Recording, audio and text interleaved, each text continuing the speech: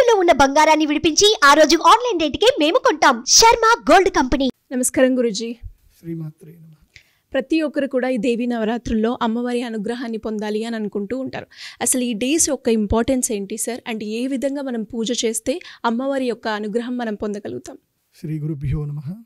శ్రీమాత్రే నమః. నమో దేవ్యై మహాదేవ్యై శివాయై సతతం నమః. నమ ప్రకృత్యై భద్రాయై నియతా ప్రణతాస్మత. ఈ లోకంలో చాలామందికి తెలియని ఒక అద్భుతమైన విషయం ఏంటంటే, మనకి ఇహలోకము పరలోకం అని రెండు ఉంటాయి. ఏ లోకాలు? ఇహలోకము పరలోకం. ఇహలోకం అంటే మన కంటికి కనిపిస్తుంది, ఆల్రెడీ మనమంతా కూడా ఇక్కడే ఉన్నాం మనం, ఇది ఇహలోకం. పరలోకం మన కంటికి కనబడదు. చాలామంది ఏంటంటే కనుక ఈ మన యొక్క పురాణాల్లో కానీ ధర్మశాస్త్రాల్లో కానీ ఏదైనా సరే, ఇహలోకంలో మనము తపస్సు చేసుకొని కష్టపడి పూజ పునస్కారాలు ఇవన్నీ చేసుకుంటే మనకి పరలోకంలో మోక్షం దొరుకుతుంది అని చెప్తారు. అయితే నాకు చిన్నప్పుడు ఇదే విషయం చెప్తా ఉంటే నేను కొంచెము మొండివాడిని అనమాట. చిన్నప్పుడే గురుకులంలో ఈ విషయాలు చెప్తా ఉంటే, సరే పరలోకం ఎక్కడుంది, ప్రమాణం ఏమన్నా ఉందా అని అంటే, ప్రమాణం అంటే వేద ప్రమాణమే అని అన్నారు. మరి పరలోకంలో భోగాలు దొరుకుతాయి, అది నేను ఏ శరీరంతో అనుభవిస్తానా వేరే శరీరంతో అనుభవిస్తానో నాకు తెలియదు. కానీ ఇహలోకంలో కష్టాలు పడుతూ పరలోకంలో భోగం గురించి ఆలోచించడం అంత కరెక్ట్ కాదనిపిస్తుంది నాకు. ఇహలోకంలోనూ బాగుండాలి, పరలోకంలోనూ బాగుండాలి, నాకు రెండు చోట్లనూ బాగుండాలి. ఈ రెండు చోట్ల బాగుండాలంటే ఏం చెయ్యాలి అని అడిగాను. అడిగితే మా గురువుగారు అప్పుడు చెప్పారనమాట, ఇహపరలోకంలో సౌఖ్యాన్ని ఇచ్చేది, భోగభాగ్యాలను ఇచ్చేది కేవలము జగదంబ ఉపాసన మాత్రమే, అమ్మవారు ఉపాసన. ఆ అమ్మవారు ఆదిపరాశక్తి శ్రీ శ్రీ శ్రీ లలితా త్రిపుర సుందరి అమ్మవారు. ఆ జగదంబ మణిద్వీపంలో ఉంటుంది. మణిద్వీపము అన్ని లోకాలకు అత్యధికమైనటువంటి ఊర్ధ్వలోకంలో ఉంటుంది, అత్యంత శ్రేష్టమైన లోకం. ఆ అమ్మవారిని పూజిస్తే ఇహపరము అనేది ఉండదు. ఇంకా ఎవరెవరైతే ఆ అమ్మవారి ఉపాసన చేస్తారో, ఎవరెవరైతే ఈ దేవి నవరాత్రులు అంటే మనము లలితా త్రిపుర సుందరి అని చెప్పి, దుర్గాదేవి అని చెప్పి, మహాలక్ష్మి అని చెప్పి, సరస్వతి అని చెప్పి, ఇలా మనం ఎన్నో పేర్లు చెప్పినా శక్తి ఒక్కటే, శక్తి ఒక్కటే. కాబట్టి ఇక్కడ మనము భేదం చేయవలసిన అవసరం లేదు. అంటే ఆ అమ్మవారు వేరు, ఈ అమ్మవారు వేరు, నేను దుర్గా అమ్మవారిని పూజ చేస్తున్నాను, నాకు వేరే అమ్మవారు నచ్చరు, ఇలా చెప్పడానికి ఉండదు. శక్తి అంతా ఒక్కటే. మీరు దేవీ నవరాత్రుల్లో దుర్గాదేవి అమ్మవారిని పెట్టుకొని పూజ చేసినా మీకు అదే ఫలితం లభిస్తుంది. అదే దేవీ నవరాత్రుల్లో మీరు నాకు జ్ఞానం కావాలని చెప్పి సరస్వతి అమ్మవారిని పెట్టుకొని పూజ చేసినా అదే లాభం కలుగుతుంది. ఇదే దేవీ నవరాత్రుల్లో మీరు మహాలక్ష్మీదేవి అమ్మవారిని పెట్టుకొని పూజ చేసినా అదే లాభం కలుగుతుంది. పుణ్యఫలములో ఇహపరలోకంలో భోగభాగ్యాలు లభించడంలో ఎలాంటి సందేహం లేదు అని చెప్తారు. అందుకే అందులోపల అత్యంత ఉత్కృష్ట స్థాయిలో ఉన్నటువంటి ఉపాసన ఏమిటి అంటే కనుక శ్రీవిద్య ఉపాసన. శ్రీవిద్య అంటే శ్రీచక్రం. శ్రీచక్రం గురించి బాగా తెలుసుకొని ఎవరైతే ఉపాసన చేస్తారో వాళ్ళ స్టాండర్డ్ లెవెల్లో వాళ్ళు ఉన్నత స్థాయికి వెళ్ళవచ్చు. సో శ్రీచక్ర ఉపాసన చేసుకొని వెళితే అత్యంత ఉన్నత స్థాయికి వెళతారు. మొట్టమొదటిగా ఉపాసకుడికి ఏంటంటే విగ్రహారాధనతో మొదలవుతుంది. అమ్మవారి విగ్రహాన్ని చూసి మొదలు వికారాలన్నీ కలుగుతాయి. అమ్మవారి యొక్క విగ్రహం చూసినప్పుడు కానీ, అమ్మవారి పూజ చేసేటప్పుడు కానీ వికారాలన్నీ కలుగుతాయి. కొంచెం కామ వికారాలు కలుగుతాయి, లేకపోతే చంచల స్వభావం వస్తుంది, ప్రసాదాల మీద కన్నుపోతుంది, ఇలా కొన్ని వికారాలన్నీ కలుగుతాయి బేసిక్ స్టేజ్లో. ఆ తర్వాత సాధన చేస్తూ వెళితే జగదంబ తత్వం పూర్తిగా బోధించి మనస్సులో చాలా ఒక అద్భుతమైన ప్రశాంతత ఏర్పడుతుంది. ఇప్పుడు నేను ఎంత ప్రశాంతంగా మాట్లాడుతున్నాను అనేది నాకు బాగా తెలుసు, అది నేను ఎక్స్పీరియన్స్ చేశాను. కాబట్టి ఆ అమ్మవారితో సంభాషించడము, అమ్మవారి దర్శనం చేసుకోవడము, ఆ అమ్మతత్వము నాకు పూర్తిగా తెలిసిపోవడము, ఆ వాగ్దేవి అమ్మవారు నన్ను అనుగ్రహించడం, ఇవన్నీ జరిగాయి అంటే నేను అనుభవపూర్వకంగా తెలుసుకున్నాను.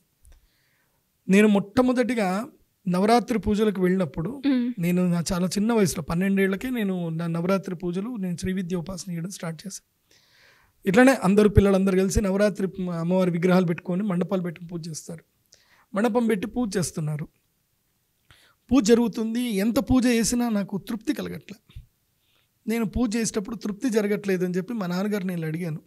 నాన్న, అక్కడికి వెళుతున్నాను, గోత్రనామాలు చెప్తున్నాను, అందరూ అమ్మవారి విగ్రహానికే పసుపు కుంకుమ వేస్తున్నారు, నాకెందుకో తృప్తి అవ్వట్లేదు నాన్న అంటే, అప్పుడు మా నాన్న ఉన్నారు, అయితే శ్రీచక్రాన్ని పెట్టి పూజ చేయు, అప్పుడు నీకు తృప్తి అవుతుంది అని చెప్పి ఫస్ట్ టైం మా నాన్నగారు నాకు మేరు శ్రీచక్రాన్ని ఇచ్చారు. ఇచ్చి శ్రీ విద్యా మంత్రం ఉపదేశం చేశారు. ఆ అమ్మవారి యొక్క మూల బీజాక్షర మంత్రము ఉపదేశం చేసిన తర్వాత నేను అప్పుడు శ్రీ విద్యా ఉపాసన శ్రీయంత్ర పూజ చేయడం స్టార్ట్ చేశాను. అది నా జీవితంలో మొట్టమొదటి ది బెస్ట్ స్టెప్ అన్నమాట. నవరాత్రుల్లో శ్రీ విద్యా ఉపాసన శ్రీచక్రముతోటి ఎవరైతే చేస్తారో వాళ్ళకి ప్రతి సంవత్సరము మీరు మీ యొక్క జీవితంలో జరిగిన ఇన్సిడెంట్స్ అన్ని రాసుకోండి. ప్రతి సంవత్సరము దసరాకి డైరీలు రాసుకోండి. ఈ రోజటి వరకు నా ఆస్తి ఇంత, నా సంపాదన ఇంత, నా జ్ఞానం ఇంత, నాకు ఇన్ని సుఖాలు కలిగాయి అని మీరు రాసుకోండి. నెక్స్ట్ ఇయర్కి అది 3 times కానీ 10 times కానీ పక్కా పెరుగుతుంది, డౌట్ లేదు. సో నా 12వ ఏట నుంచి నేను చేస్తూనే వెళ్తున్నాను. నాకు ఇప్పటి వరకు అమ్మవారి అనుగ్రహం వల్ల అన్ని శుభాలే కలిగాయి. మీ అందరికి కూడా చెప్పేది ఒకటే, దేవీ నవరాత్రుల్లో ఆ జగదంబ దీక్షలు స్వీకరించండి, భవానీ దీక్షలు స్వీకరించండి, అమ్మవారి యొక్క కుంకుమ ఎరుపు వస్త్రాలు ధరించండి. సాధ్యమైనంత మటుకు 3 రోజులు 5 రోజులు అయినా సరే అమ్మవారి యొక్క దీక్షలు స్వీకరించండి. అందరినీ అమ్మ అని పలకరించండి, భవానీ అని పలకరించండి. అందరినీ కూడా ఆ అమ్మవారి యొక్క మాలను ధరించండి. భవానీ మాల అని చెప్పి ఎరుపు రంగులో మాల ఉంటుంది. ఆ ఎరుపు రంగులో ఉండే మాలను తప్పకుండా అందరూ ధరించండి. ఒకవేళ భవానీ మాల దొరకలేదంటే కరుంగాలి మాల అయినా సరే మెడలో ధరించండి. చాలామంది ఈ దీక్ష అప్పుడు ఏం చేయాలని చాలామందికి తెలియదు. ఉదయాన్నే లేవాలి. భవానీ దీక్షలు స్వీకరించినటువంటి వారు ఎవరైతే ఉన్నారో ఈ నవరాత్రుల్లో తప్పకుండా బ్రాహ్మీ ముహూర్తము 4 గంటలకే లేవాలి. చల్లటి నీళ్ళతోటి స్నానం చేయాలి. స్నానం చేసిన తర్వాత సూర్య నమస్కారాలు చేయాలి. సూర్య నమస్కారాలు చేసిన తర్వాత అమ్మవారి యొక్క చిత్రపటం ముందు ఒక కలశం ప్రతిష్టాపన చేసుకొని ఆ కలశం ముందు ఒక చిన్న శ్రీచక్రం బిళ్ళ, చిన్న శ్రీచక్రం మోములు దొరుకుతాయి, మీకు వెండి దొరుకుతాయి, రాగివి కూడా దొరుకుతాయి. సో ఆ చిన్న శ్రీచక్రం మోముని ఒక ప్లేట్లో పెట్టుకొని ఆ శ్రీచక్రానికి ఓం శ్రీమాత్రే నమః, ఇది చాలా సింపుల్, బీజాక్షరాలు ఏమీ లేకుండా చాలా సింపుల్ మంత్రం. ఓం శ్రీమాత్రే నమః, ఓం శ్రీమాత్రే నమః, ఓం శ్రీమాత్రే నమః. ఈ దివ్య మంత్రాన్ని చదువుతూ ఆ శ్రీచక్రానికి 108 సార్లు చదువుతూ అభిషేకం చేయాలి. తర్వాత తుడిచి గంధం పెట్టి కుంకుమ పెట్టి ఇదే శ్రీమాతృ మంత్రంతో లలితా సహస్రనామం కానీ ఖడ్గమాల స్తోత్రం కానీ చదివి కుంకుమార్చన చేయాలి. కుంకుమార్చన చేసిన తర్వాత అమ్మవారికి హారతి ఇచ్చి ప్రతిరోజు ఒక ప్రత్యేక నైవేద్యం పెడితే మంచిది. ఒక్కొక్క రోజు ఒక్కొక్క నైవేద్యం మీ శక్తి కొలది. ఏ రోజు ఏది పెట్టాలి అనేదానికి కన్ఫ్యూషన్ అక్కర్లేదు. ఒకరోజు బెల్లమన్నం నైవేద్యం పెట్టండి. బెల్లము నెయ్యి అన్నము కలిపి అది బాగా అన్నం ఉడకాలి. అన్నం ఉడికిన తర్వాత అందులోపల బెల్లం కలపాలి, అందులోపల మంచి నెయ్యి కలపాలి, కాజులు కిస్మిస్లన్నీ కలిపి చక్కగా యాలకులు వేసి మంచిగా తయారు చేసి అమ్మవారికి గూడాన్న ప్రీత మానస అంటారు. తర్వాత ఒకరోజు పెరుగన్నం నైవేద్యం పెట్టండి. ఒకరోజు పాలతోటి చేసిన పాయసాన్న నైవేద్యం పెట్టండి. ఒకరోజు పులిహోర పెట్టండి, ఏది చింతపండుతో చేసిన పులిహోర నైవేద్యం పెట్టండి. ఒకరోజు నిమ్మకాయతో చేసిన పులిహోర నైవేద్యం పెట్టండి. ఒకరోజు అమ్మవారికి కొబ్బరి తురిమి ఆ కొబ్బరి అన్నానికి కలిపి అందులోపల స్వీట్ ఒకటి, తర్వాత హాట్ ఒకటి, అలా కొబ్బరితో చేసిన కోకోనట్ రైస్ అట్లా నైవేద్యం పెట్టండి. ఇలా మీకు శక్తి కొలది ఒకరోజు సిరా నైవేద్యం పెట్టండి, ఈ లడ్డూలు నైవేద్యం పెట్టవచ్చు. మీకు శక్తి కొలది ఏది ఉంటే అది అమ్మవారికి నైవేద్యం పెట్టాలి. నాకు ఇది పెట్టలేదని అమ్మవారు ఎప్పుడు అలగదు. అయితే చాలామంది చేసే ఒక పొరపాటు ఉంటుంది దేవి నవరాత్రుల్లో. ఈ పొరపాటు ఎప్పుడూ చేయకండి. నవరాత్రుల్లో చాలామంది ఏం చేస్తారు అంటే పొద్దంతా ఉపవాసం ఉండి రాత్రి సూర్యాస్తమం తర్వాత తింటారు. నేను చాలామందికి ఈ విషయం చెప్తాను, అలా తినకూడదు. దేవీ నవరాత్రుల్లో ఉదయం నుంచి దీక్ష స్వీకరించి ఉదయం పూజలన్నీ చేసుకున్న తర్వాత మధ్యాహ్నం పూటనే కడుపు నిండా భోజనం చేయాలి. సాయంత్రం పూట ఏదైనా పలహారం తినాలి, లేదంటే ఉపవాసం ఉండాలి. కానీ సూర్యాస్తమమైన తర్వాత భోజనం చేస్తే మీ యొక్క దీక్ష నిరర్థకమవుతుంది. ఎందుకోసమంటే మన జఠరాగ్ని సూర్యుడు ఎట్లాగైతే ఉదయించి అస్తమిస్తాడో మన జఠరాగ్ని కూడా ఉదయించి అస్తమించుతుంది. సూర్యాస్తమం అయిన తర్వాత తినకూడదు. కాబట్టి భవానీ దీక్షలు ఉండేటువంటి వాళ్ళు ఈ యొక్క నియమాన్ని మాత్రం ఖచ్చితంగా పాటించండి. ఇంకోటి ఏంటంటే కనుక ఋతుక్రమంలో ఉండేటువంటి స్త్రీని ముట్టడం కానీ చూడడం కానీ అవి వండిన పదార్థాలు కానీ తినకూడదు. అది తప్పకుండా భవానీ దీక్షలో నియమం. అలాగే అమ్మవారి దగ్గరికి కూడా వెళ్ళినప్పుడు దుర్బుద్ధి ఉండడం కానీ చిత్తశుద్ధి సరిగా లేకపోవడం కానీ ఇవేవి ఉండకూడదు. అమ్మవారి దగ్గర ఉన్నప్పుడు ఏకాగ్రత అనేది తప్పకుండా సాధించుకోవాలి. అదేవిధంగా ఈ 9 రోజులు నవరాత్రులు మాంసం తినకుండా ఉండి దసరా రోజు వెళ్ళిపోయి మాంసం తినకూడదు. అమ్మవారి యొక్క నిమజ్జనం అయినంత వరకు మాంసం ముట్టకూడదు. అమ్మవారి నిమజ్జనం అయిపోయిన తర్వాత మీరు కోజాగర పౌర్ణమి వ్రతం చేసిన తర్వాత అప్పుడు మీరు పాడ్యం నుంచి కావాలంటే మీరు నాన్ వెజ్ తినొచ్చు. ఈ దీక్ష 9 రోజులకే సరిపోదు, 15 రోజులు ఉంటుంది ఈ దీక్ష. వాస్తవంగా చెప్పాలంటే 9 రోజులు మీరు 100% దీక్షలో ఉండాలి.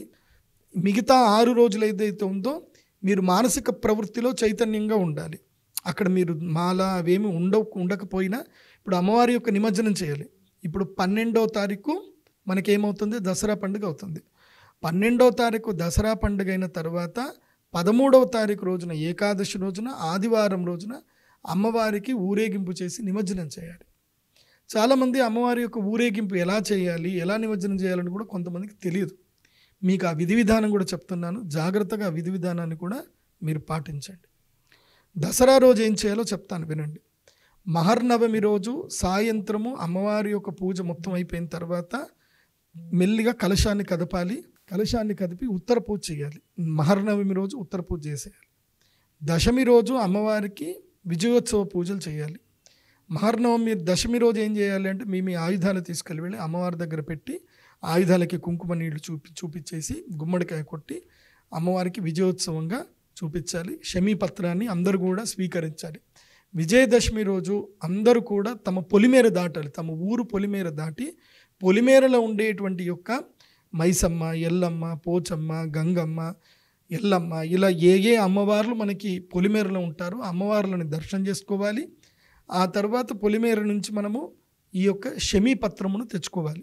శమీపత్రం తెచ్చుకొని పెద్దలకు, తల్లిదండ్రులకు, గురువులకు, మిత్రులకు అందరికీ ఆ శమీపత్రాన్ని పంచి వాళ్ళందరితో ఆశీర్వాదాన్ని స్వీకరించాలి. మిత్రులైతే ఆలింగనం చేసుకోవచ్చు. దసరా రోజు తప్పకుండా చదవవలసిన మంత్రం ఏమిటంటే శమీ శమయతే పాపం శమీ శత్రు వినాశనం అర్జునస్య ధనుర్ధారి రామస్య ప్రియదర్శనం. ఈ యొక్క దివ్య మంత్రాన్ని 11 మార్లు శమీపత్రం దగ్గర కూర్చొని చదివి ఆ శమీపత్రాన్ని మీ దగ్గర పెట్టుకోవాలి. దసరా రోజు కొత్త వస్త్రాలు ధరించినాక శమీపత్ర పూజ, శమీ వృక్ష పూజ చేయాలి.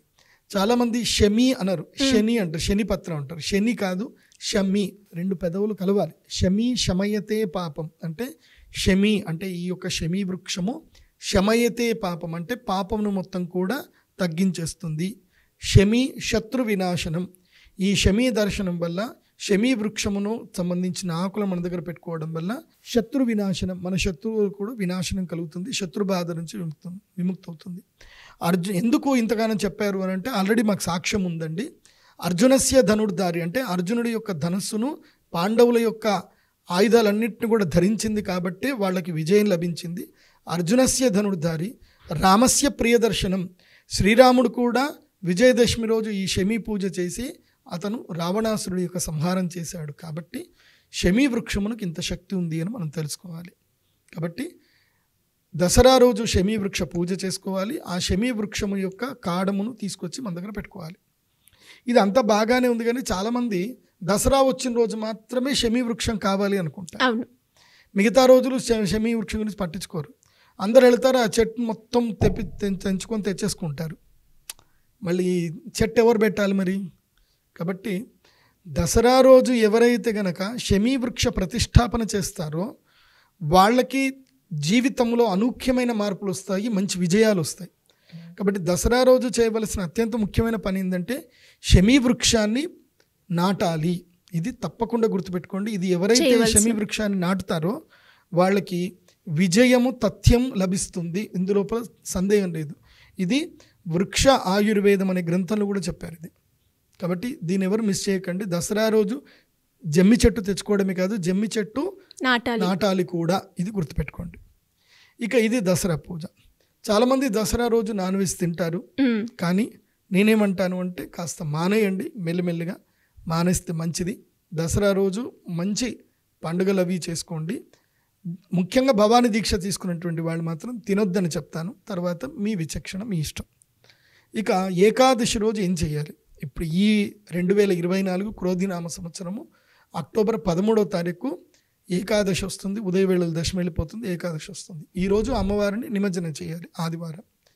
ఆదివారము నిమజ్జనం చేసే ముందు ఏం చేయాలంటే సాయంత్రము వేళల్లో లేదా మధ్యాహ్నం 12 తర్వాత అమ్మవారి యొక్క విగ్రహం ఉంటుంది కదా, ఆ విగ్రహం దగ్గరికి వెళ్ళి విగ్రహానికి చక్కగా ఒక చీర కప్పాలి.